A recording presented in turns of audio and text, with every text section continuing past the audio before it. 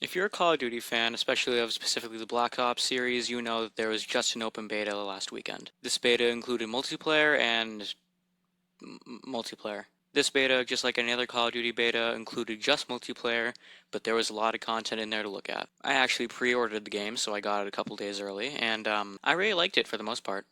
So what this video is going to be is it's going to be kind of like a review almost.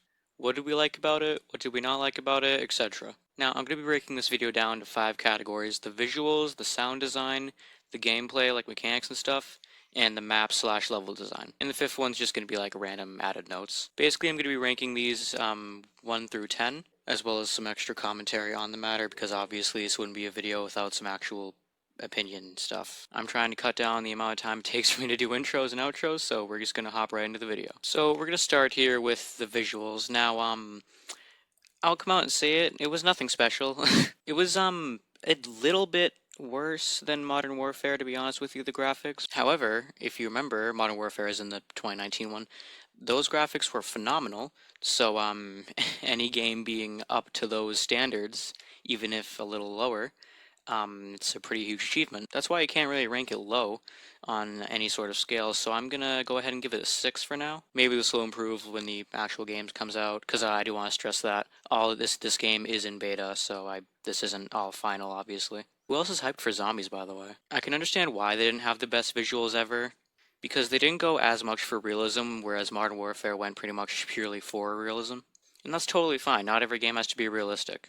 They tried much more to enhance gameplay and map design, and again, obviously we'll get into all that. But yeah, it's a 6 for me. Moving on to sound design, once again, nothing really special. I mean, I hate to continue comparing this to Modern Warfare, but it's pretty similar to Modern Warfare. Actually, no, I don't think it was as good as Modern Warfare's. I think it's the same as visuals. I'm gonna give it a 6 again because it's just Modern Warfare, but a little bit worse. Now, again, these two categories do happen to fall into the kind of realism type section, I guess, which again, not what they went for, yet they still managed to do a good job in general, because again, if it lives up even a little bit to Modern Warfare standards, then that's a job well done. But yeah, both those categories, sound design gets a 6 from me. I will say that whole thing I was just talking about the guns, but if you want to talk about like other sounds, like music, fucking nailed it. 10 out of 10, 1,000,000,000%. That lobby music, bro, I mean, it's fucking bumping.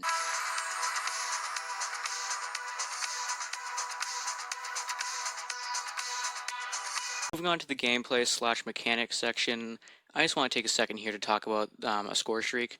One specifically, the Chopper Gunner that came back. I got a chance to use it once because you know me, I'm cracked. Just as fun as I remember it being in Black Ops. Okay, maybe like a tiny bit less, but that's besides the point. Object aside, though, it was pretty awesome, as you can see in the gameplay here. In terms of like movement and stuff, honestly, it was a little bit more smoother than Modern Warfare in a lot of ways. I think the sliding was definitely a lot easier to pull off in terms of like invasive maneuvers and stuff, as well as just generally sliding to speed up your movement.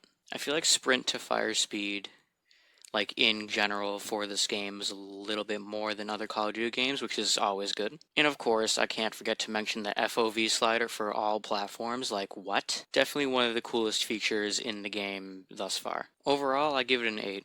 On to maps now.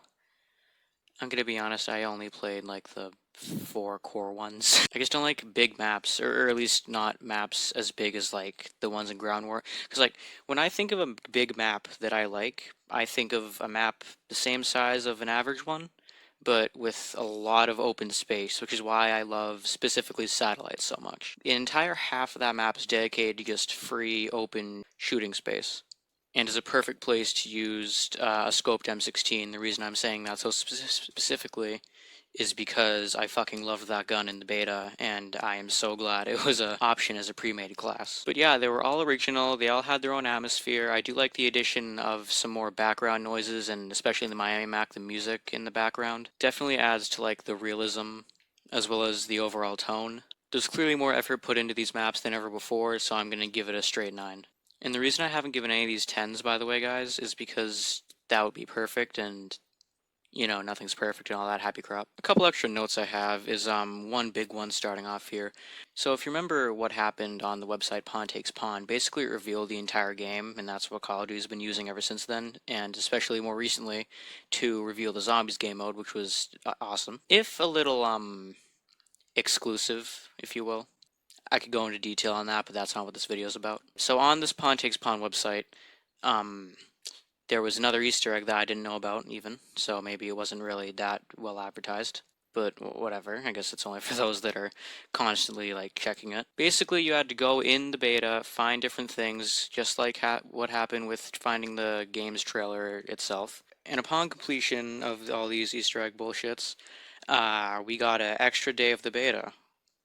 Very epic. Another note I have, I don't know if they did this for all of them, I don't recall it happening in the Modern Warfare beta though. All attachments unlocked after a certain point.